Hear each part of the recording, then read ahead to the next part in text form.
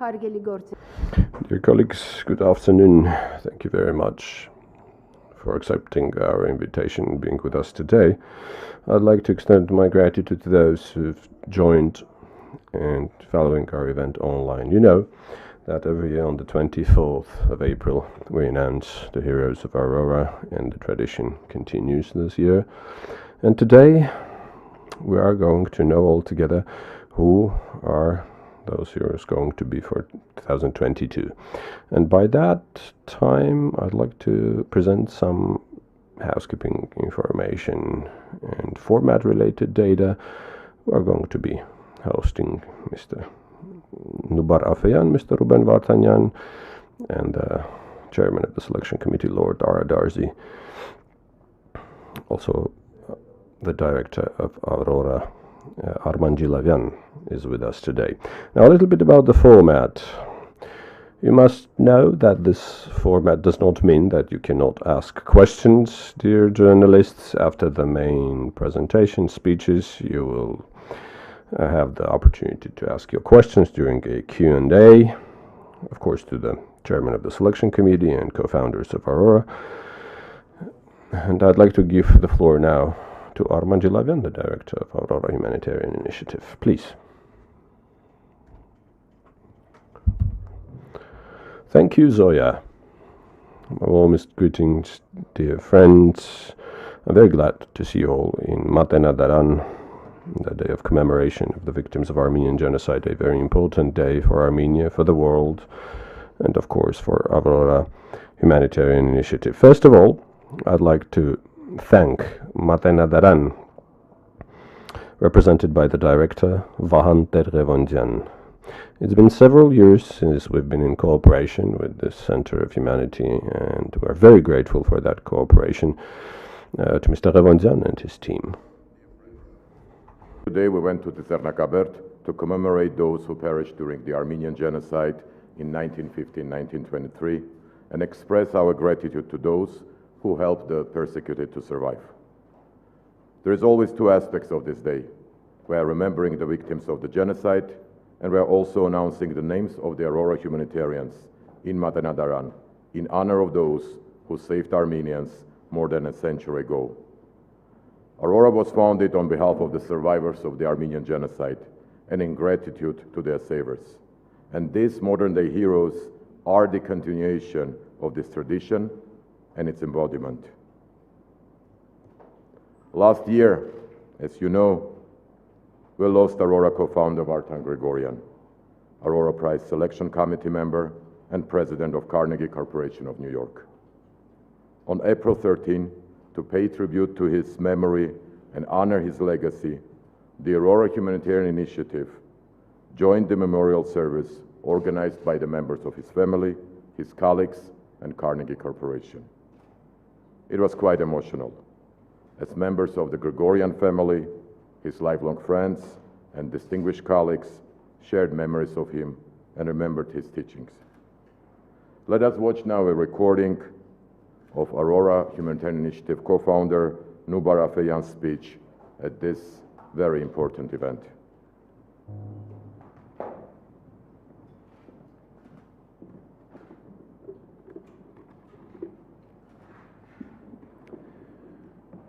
Well, I have good news and bad news. The good news is I'm the last speaker before the benediction. The bad news is that this wonderful ceremony is going to come to a close, and I wish it could go on and on. I've had the occasion to give many an address in Vartan's presence over the last decade when we worked together on the Aurora Prize initiative, and I would typically sit next to him just before going up on stage, and he would lean over and tell me something just before I went on. Today was the first time I don't have that opportunity, but I have to tell you that his presence was here. And he, in my mind, told me, don't be so serious. Start with something humorous. So I'm not going to start with my written comments. Let me just recount one story, as many others have, that to me animates, embodies Vartan. It was 2009, and the then president of Armenia was visiting New York City to meet with community leaders from all over the United States who were Armenian Americans. And Vartan, of course, was one of the main hosts.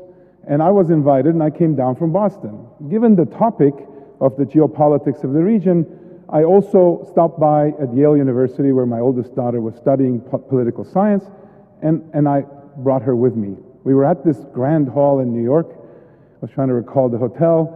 And just as I entered, Vartan was there. We knew each other already for many years.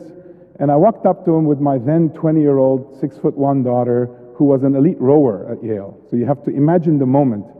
Here I am, 6'3", my daughter, fit 20-year-old, and Vartan. I shook his hand. He looked at me and he said, "Nubar, is that your daughter?" And we were both towering over him.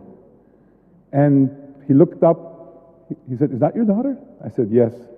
And without missing a beat, he said, "Now that's evolution." And you have to understand that I'm a biologist by training, and he knew that I knew exactly what he meant. It's an honor to speak here today about my mentor, my hero, and the ultimate man of the world, Vartan Grigoryan. For me, a fellow Armenian, he was a compass, an inspiration showing me what was possible for foreign-born Armenians and instructing me on my obligations to the past and to the future. Most people hold more than one identity, particularly those of us who are immigrants. We are called to translate and to navigate, finding our way across borders, both practical and intellectual. Throughout his life, Vartan added together an extraordinary number of experiences, languages, cultures, and ideas from his person and his perspective. Beyond being the sum of many things, Vartan's span of insights and experiences made him a unique multiplication of them. He was a scholar and also a CEO, a seeker of philanthropy and a philanthropic donor.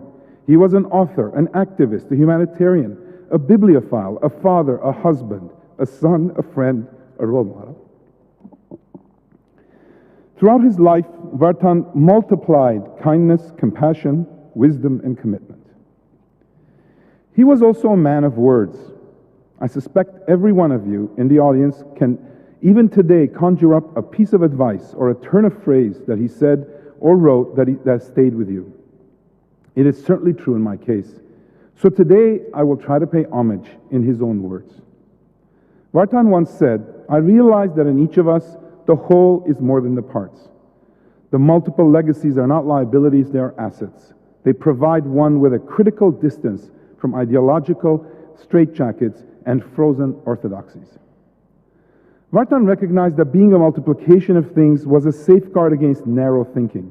And throughout his life, Vartan took great responsibility for sharing his vast, wide-ranging knowledge. He said, "I realized that as a teacher, I had to provide my students with an intellectual compass for their travels from one culture to another, yet at the same time strengthen their knowledge of their own cultural legacies, to provide them a moral, cultural, and intellectual base." He was certainly a teacher to me. I had the profound honor of working closely with Vartan on an initiative we co-founded together with Ruben Vartanian, who's here today.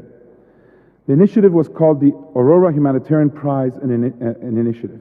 Since 2015, we built a movement to honor the memory of those who saved Armenian lives more than a century ago during the Armenian Genocide by finding, honoring, and supporting the work of modern-day heroes who do that work to save people today all around the world.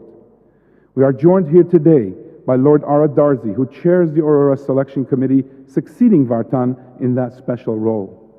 Selection Committee members Lema Gabawi, Ernesto Zedillo, John Pendergrass, Dele Olojeri are here, as well as Aurora Prize laureates Marguerite Barenkitze, Tom Catena, and Julien Losange from all over the world. What a thrill it has been to learn from him, to watch his special touch chairing the Selection Committee members, themselves former country presidents and Nobel Prize winners, some of them, as I mentioned here today, and to witness his special relationship with Armenia, which found a powerful outlet in the final years of his life. In speaking about recognizing the Armenian genocide, Vartan has always pushed the world to go further. He said, "People put too much emphasis on recognition. It's not recognition. It's not to allow it to happen again. That's what led me to Aurora." He went on to say, I'm very proud to join Aurora because its aim is to reconnect, its aim is to declare human solidarity, its aim is to witness, its aim is to also remember those good Samaritans who at the risk of their life, their fortunes, went to help people who they did not know. When Vartan spoke of the Aurora Initiative, he often recited a quote from Bertolt Brecht's Galileo, saying, "Curse the land that needs heroes." He reminded us that we should all work to ensure a world in which we would not need them. But he also knew that human nature often created conflict and inequities that could be best countered by knowledge and active, compassionate philanthropy. I've been so fortunate to have been able to bear witness alongside Vartan to the strength of humanity across the globe. Our motto at Aurora is gratitude in action. These words are a tribute to Vartan's lifelong legacy. He always insisted that saying you were grateful was not enough. Gratitude needed to be brought to life by deeds. He approached knowledge in the same way. Vartan was not content to simply have knowledge. He was driven to put knowledge to good use. The power that comes from knowledge when shared and applied was the power Vartan most carefully wielded for the good of mankind. One of the most memorable statements from Vartan was in response to being asked what he had done to become so powerful. He answered, "I've never been interested in power, but I am interested in knowledge. And it so happens that knowledge is power." And speaking of knowledge, we all know the special place books and educational institutions held in his heart. In a speech at the White House in 2002, he said, "Libraries and museums are the DNA of our culture. Cemeteries do not provide earthly immortality to men and women. Libraries, museums, universities, and schools do." I've traveled the world and I've met many people, but I've never met anyone who so clearly represented a new standard for extraordinary. We will sorely miss Vartan's immeasurable contributions to so many important projects, most notably the Aurora Humanitarian Initiative, which he founded. Like many of you, we are looking for ways to keep his spirit, wisdom, and drive forever alive. To that end, my family and a small group are working together to secure a part of Vartan's legacy for the future at Aurora through philanthropy. Given all that's happening in the world, we feel bound to follow in his footsteps. I will close with a reflection of Vartan as a child. Vartan's grandmother, as we've heard throughout today, was illiterate and never attended school. But like grandmothers the world over, she offered her grandchildren a sense of responsibility and wonder about the world. For diasporic cultures, it is so often the stories from our ancestors that bind us. Vartan wrote, "Since she could not read books to me and my sister, she spun tales. I learned that the stars were human souls living in the sky. These stars were our guardians. They not only protected us, but had us under constant watch to see that we did the right thing. They served as lamps to light our inner world, enabling us to see its richness. They were the seats of our conscience. During the summer nights, my sister and I slept on the roof, flanking our grandmother, and we watched the awe of the sky full of shining stars. The image of a star watching over and guiding us was how I experienced Vartan. For the many years I knew Vartan, I always felt he was looking over my shoulder, looking out for me, challenging me, guiding me, and I feel his spirit here today, watching all over all of us. Vartan was a guiding light, shining for those who knew him and for those he did not. We will always need Vartan looking over our shoulders, guiding us like the stars he looked up to as a child. As Armenians, the greatest strength of our diaspora is that of compassion, to spread hope to those who know and those who will never meet. And no one embodied that hope, that remarkable impact, that guiding light more forcefully than Vartan Grigoryan. Thank you, Vartan.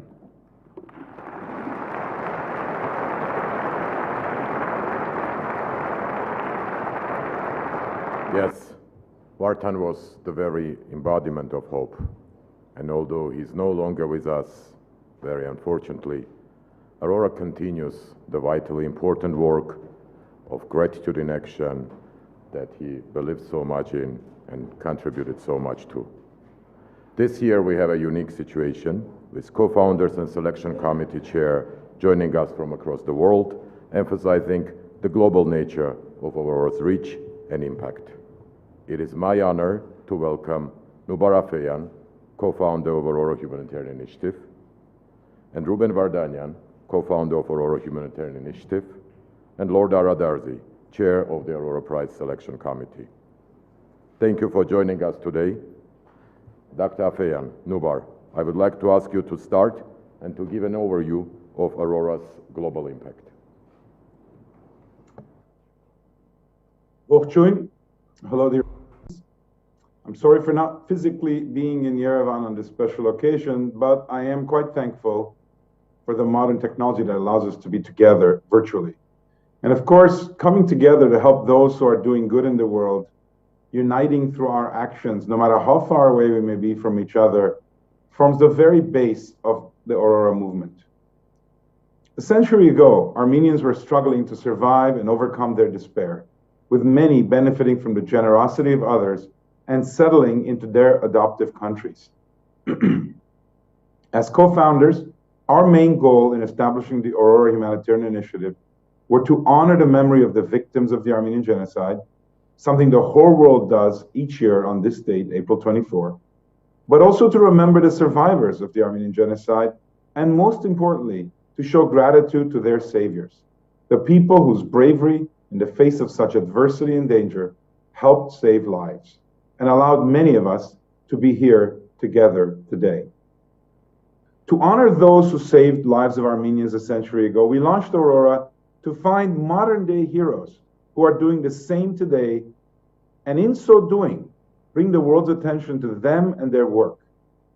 With the motto, gratitude in action, within a short 7 years, Aurora has evolved into a global movement.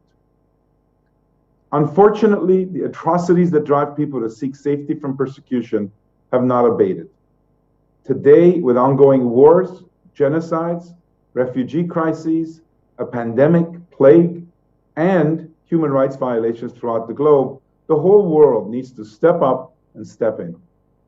Apathy and indifference are the dry tinder allowing the fires of oppression and injustice to spread just like they did a century ago. The Aurora Initiative has joined the ranks of other global humanitarian movements to become one of the leading voices for the most vulnerable. Please take a look at the accompanying slides to learn more about Aurora's impact.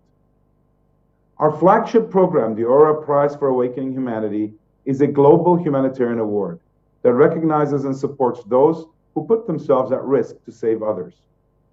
The Aurora Prize monetary award is $1 million US. Every year, the laureate receives a unique opportunity to continue the cycle of giving by supporting 3 organizations that help people in need. Since its launch, the Aurora Prize has changed the lives of almost 1.1 million people affected by war, conflict, displacement, persecution, and other humanitarian issues.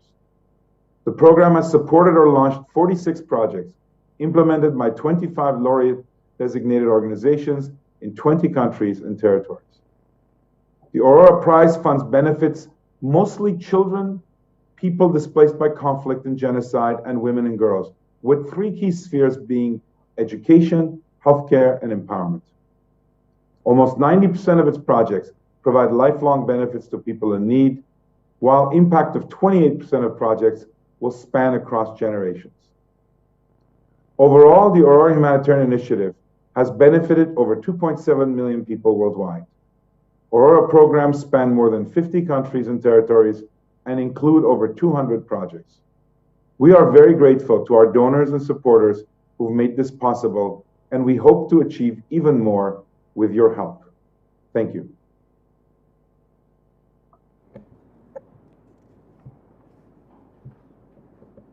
Thank you very much, Nubar. It's true, Aurora has become one of the most important humanitarian actors on the global scene, but it also remains very closely connected to its Armenian roots. Mr. Vardanyan, Ruben, since you are joining us from Artsakh now, I would like to ask you to tell more about Aurora's Artsakh program and its impact.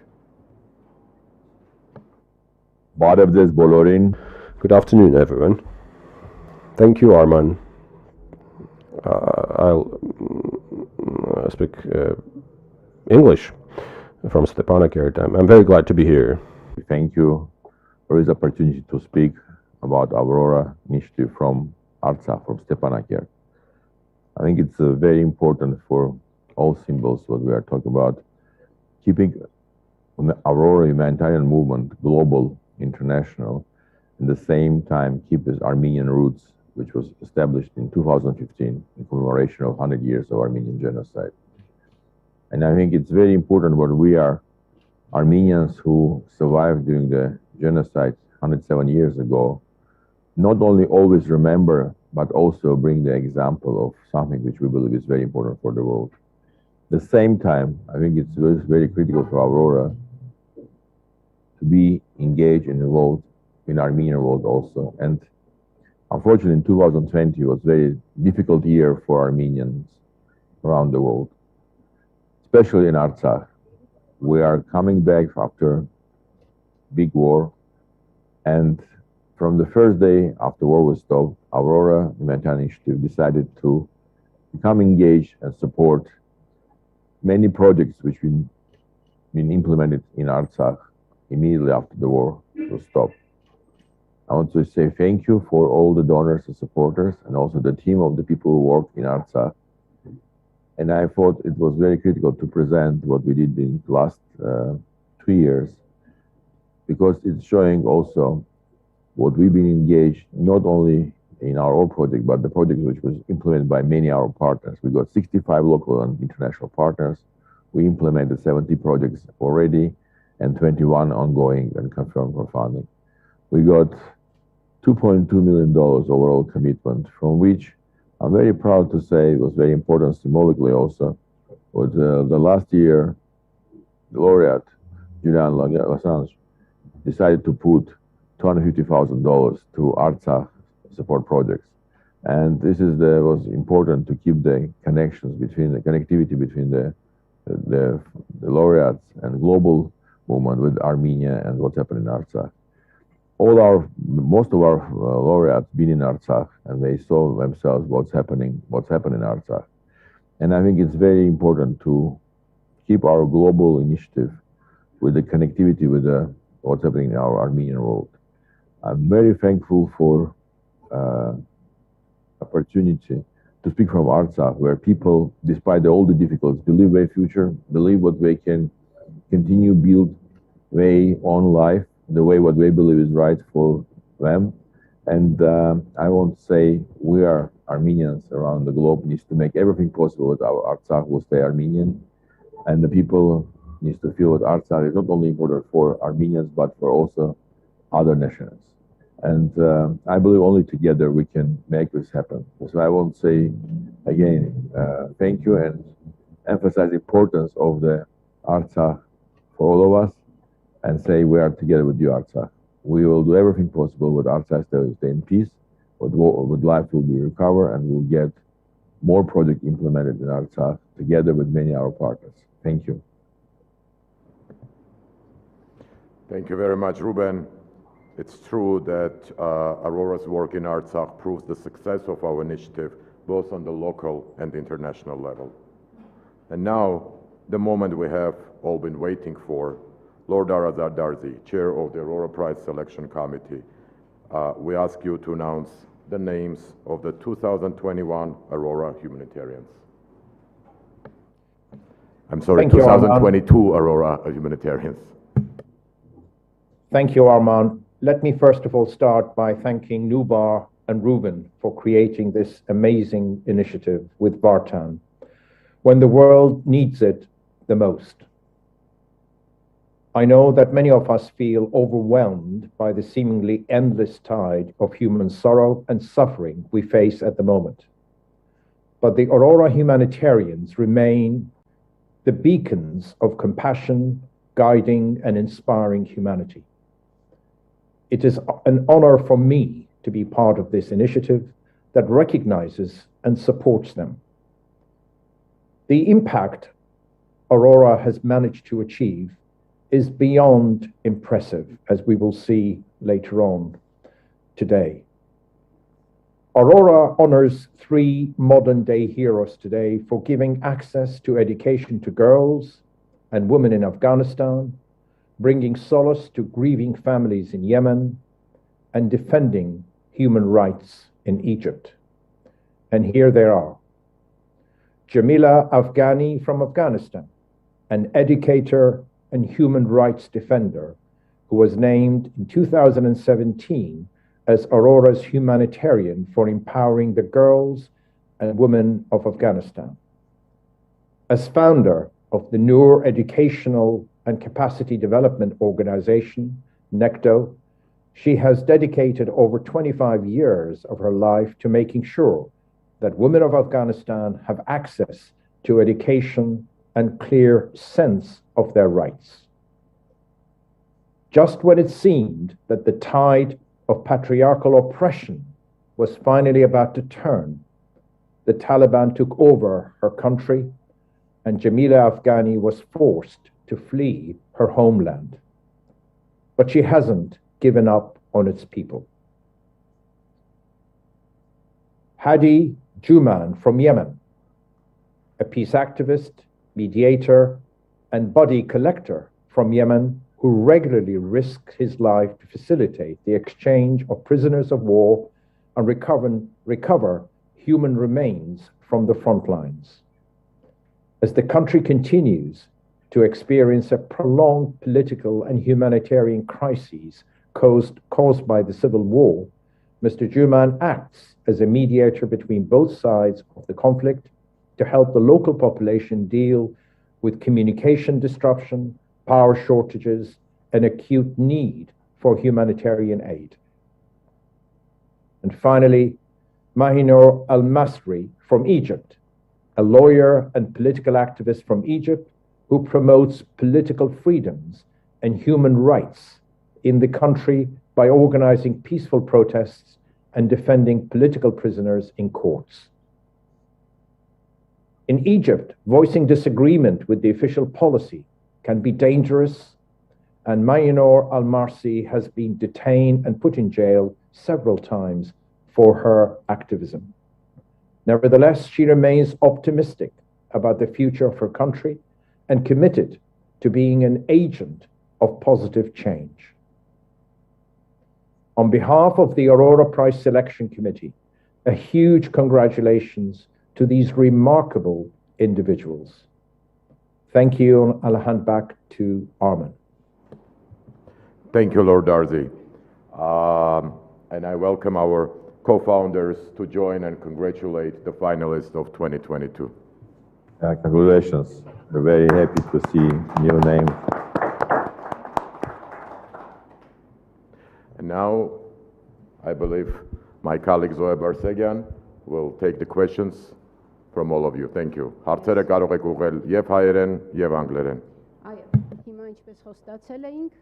As I promised, we move to Q&A format now. Please, the floor is open for asking questions. 168 AM, please.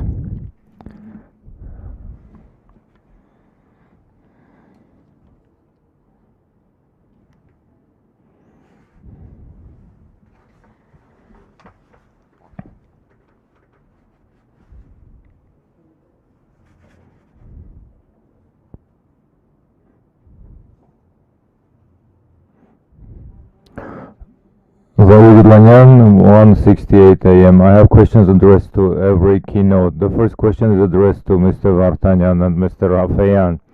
The day is symbolic, so is the award ceremony, and in this context I would like you to reflect on Armenian-Turkish relations and the new agenda thereof, which is what the authorities speak about. They mention we're talking about format without prerequisites. But high-ranking Turkish officials still continue to speak about prerequisites on various occasions. We learned today that on the 107th anniversary protest action in Uruguay Armenian community, during this event, the Turkish Prime Minister made the grey wolves gesture welcoming our compatriots. So could you reflect on the following as to how realistic is the new Armenian-Turkish agenda and the regional peace in the background of Azeri aggression? What is the alternative to peace? I would like to ask Mr. Vartanyan to speak about the hypothetical opening of the Armenian-Turkish border, whether Armenia will be ready to defend its economy, not to experience the similar failed experience of Georgia, where many Georgian cities are hostage to Turkish capital. And the next question is addressed to Mr. Darzi.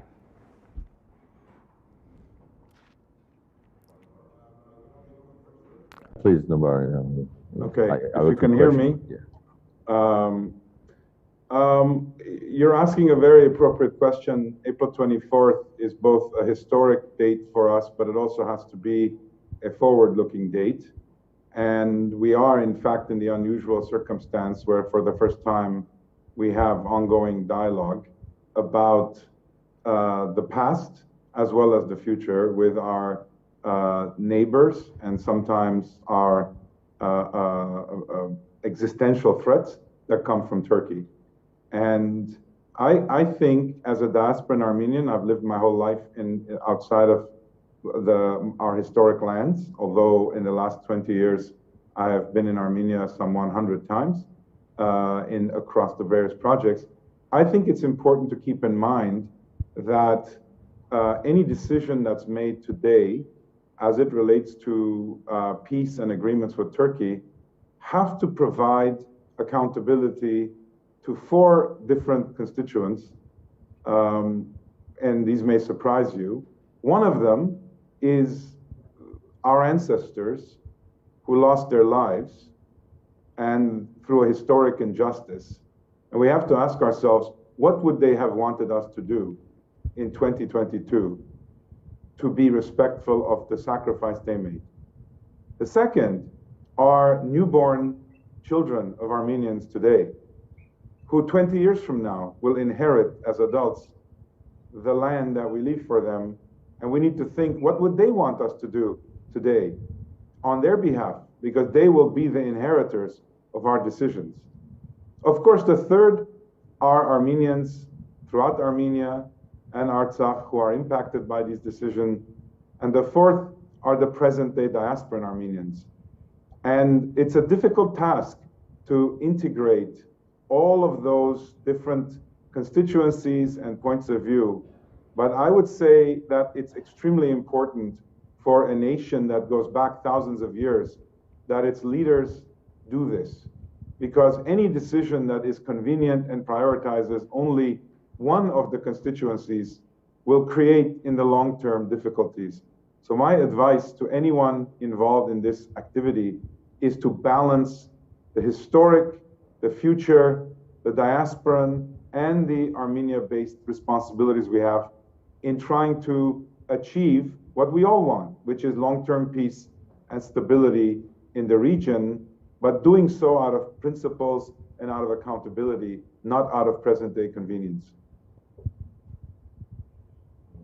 I fully agree with Nubar. I don't want to go the same argument, but I want to add a couple important points, which I believe is also crucial for this type of negotiation. We all remember very well, and its current history also shows many times, all of us, but any peace which was signed without really big substance, without power, you cannot be sure will keep the peace in the region or keep the peace between the countries. That's why whatever will be signed between the Armenian government and Turkish government, we always need to remember we need to become strong. But this will be staying in an agreement which we both sides will execute and stay in this agreement. That's why, in my view, we will not become strong. It will not be strong in our economy, in our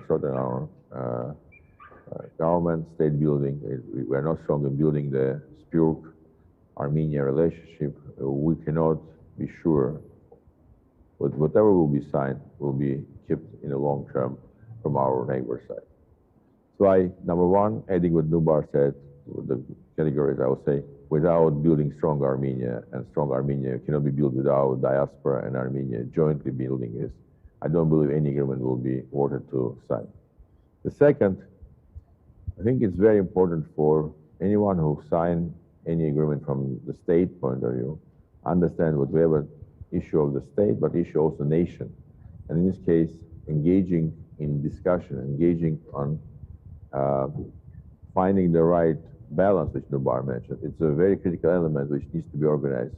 Doesn't matter what legitimately allowed you to sign any agreement without this type of the consensus discussion, without bringing this question in a serious, deep conversation with the diaspora, with the Armenians, with our people in Artsakh, it would not be possible to get the right to sign any agreement. Doesn't matter how legally you have a right. It's not only legal, but also moral right to sign this type of agreement.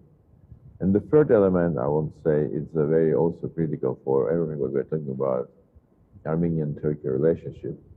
It's not only how we can defend our territory, how we defend our economy, but also how we want to go ahead, how we want to use this for our advantage.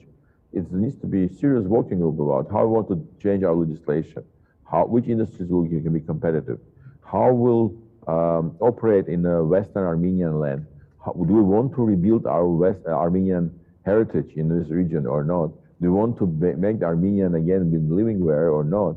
I think it's a very serious issue because it's not only open the border, it's a question how we will go back in territories which was been historically Armenian, not anymore Armenians live there, and we lost all our culture, historical heritage, and what will be our strategy from point of really having peace with your neighbor, at the same time showing that not only we can defend our economy, but also we want to become, position ourselves differently in this region, saying we remember, we care, and we want to build our future with the way what was always our dream, to rebuild Armenian presence in the Western Armenia.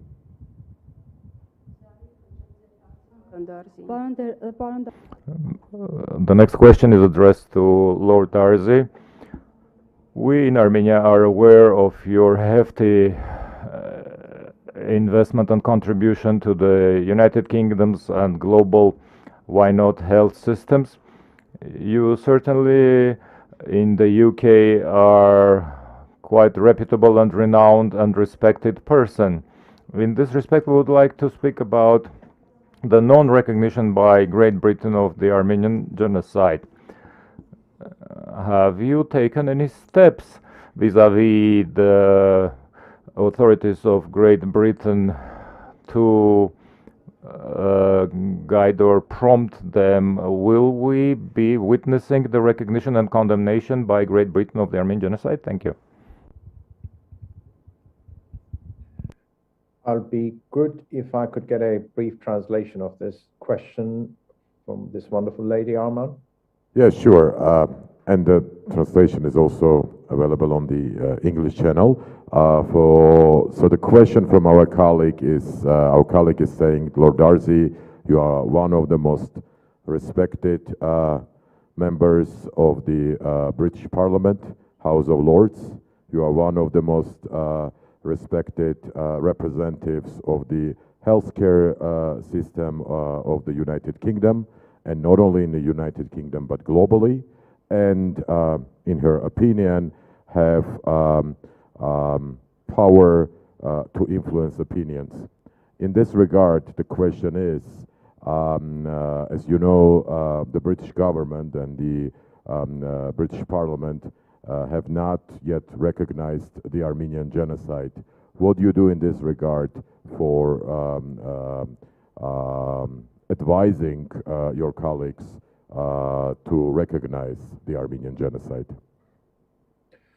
Thank you, Armen. Let me start by saying, since my early childhood living in a country which was Iraq, which subsequent to that I left that country for all sorts of reasons. And as you said, I've ended up in Britain, and I, for whatever reason, ended up in the House of Lords. That's been something that has been on the back of our mind for many, many years since my arrival to the United Kingdom. And The sad fact is, it's taken 109 years for us to even engage parliamentarians in the issue of Britain recognizing the Armenian genocide. And we also know, with leaks memos recently, you may have come across these, that in actual fact the government did confidentially agree that it was a genocide, but decided for political reasons not to declare or make that publicly. And that, which includes me and a number of other parliamentarians, both in the House of Commons and House of Lords, have raised this in successive governments in terms of bringing a motion to Parliament. Recognizing what's happened in the past is not something that humanity should be shy of, because at the end of the day, we're trying to learn what happens from speeches to crimes to genocide, and it's clear how hate travels.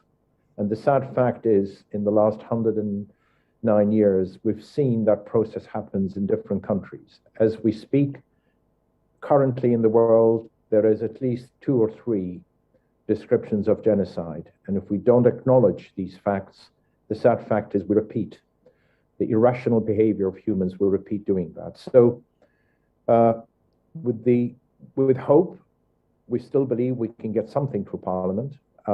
Privately, I've heard many supporting that United Kingdom should recognize the genocide, but it just takes the moment to achieve that magic moment of getting a bill through Parliament. But I could also say His Excellency, the Armenian ambassador in the United Kingdom, has been actively involved in this. And also just to make the strong point that there are many parliamentarians who have nothing to do with Armenia or an Armenian background, strongly believe this should happen. And I hope this will happen, certainly in my lifetime.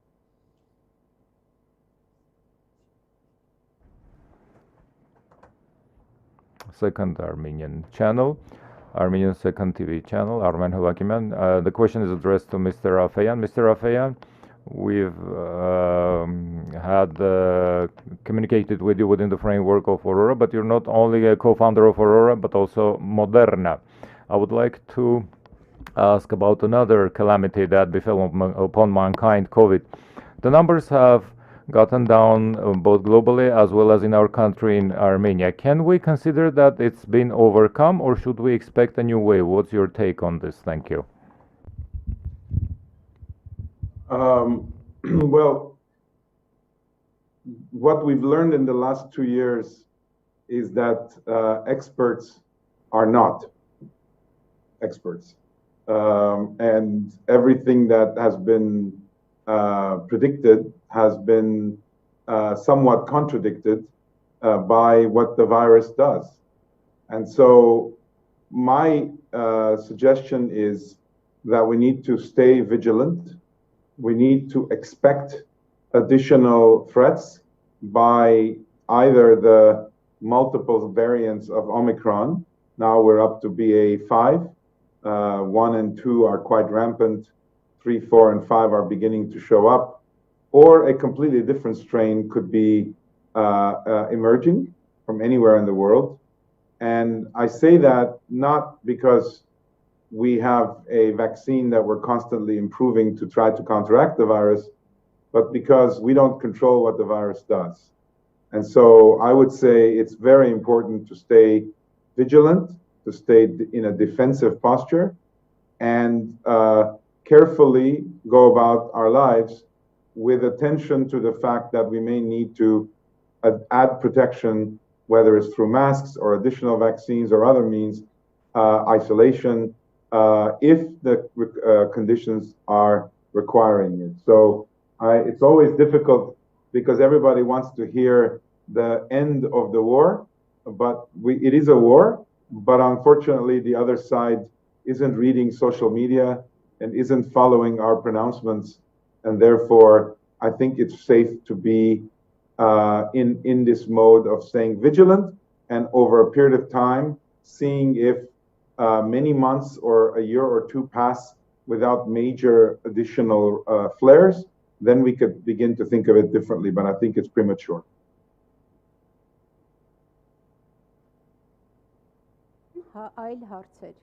Other questions? I do not see everyone clearly. Armen Press Agency, Ani. Ցես պարոն Ռուբեն Վարդանյանին է ուղված։ Պարոն Վարդանյան, ինձ հետաքրքիր է I'm interested in what's been done within the framework of the initiative The Future Armenian.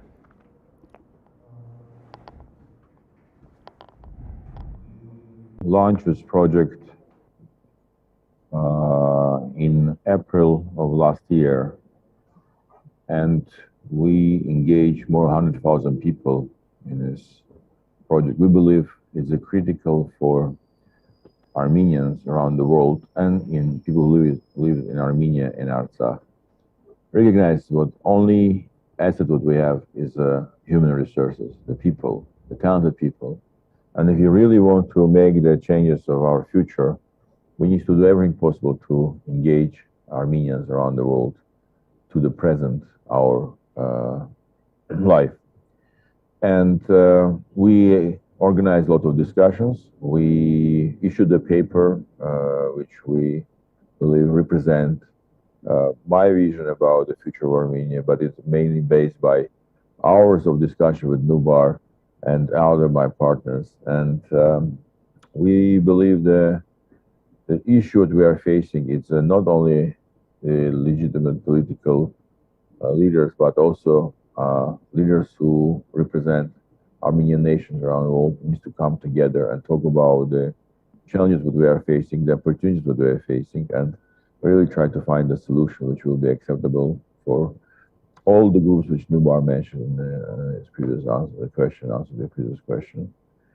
The Future Armenia is a CEO, Arta Kapitanyan, and we are working in a concept of General Assembly, which will be organized in autumn of this year, we hope, and we also looking the directions to think about some specific projects which will need to be implemented in Armenia and outside of Armenia, because when we are talking about future of Armenian, it's not only issues in Armenia, it's issues in Artsakh, but also in issues in Spurk, in the diaspora. That's why we believe it needs to be the way we need to combine our vision about our future, not only about Armenia, but Armenian world together. That's why it's a challenging, difficult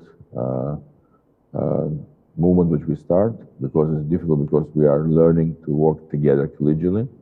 I highly appreciate our other colleagues, not only Nubar and me, but David Tawajan, Artur Averjan, Aramarchan, Richard Azania for their input and willingness to be part of this initiative and try to find a common ground for going forward.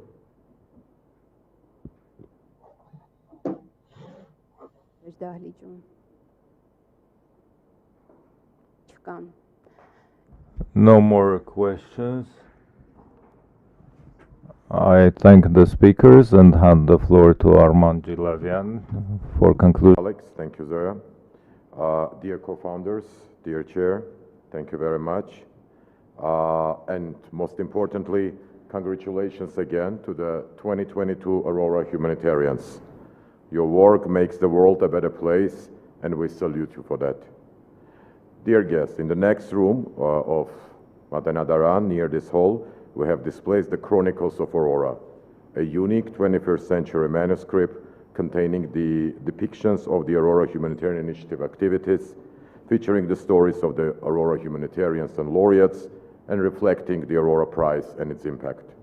The names of the 2022 Aurora Humanitarians are already inscribed in the tome, and later this year, the name of the 2022 Aurora Prize laureate will be added to the manuscript as well. Please take a closer look at this one-of-a-kind masterpiece. You have seen the impact of Aurora, but the work of Aurora goes on. Please continue sharing the vision of Aurora and continue supporting the Aurora Humanitarian Initiative. Thank you. Dear founders, dear chair, thanks so much. We finalize this meeting. Thank you, Arman. What I want to say from my side, I want to say big thanks for entire team who are doing a fantastic job doing this project in many countries and really being fully engaged, and I think it's a great example how Armenians who live in Armenia, non-Armenian people who work on this project together, doing something very important for the world. Thank you again, Arman, and all of your members of your team. Thank you, and have a good day, everyone. Thank you. Thank you.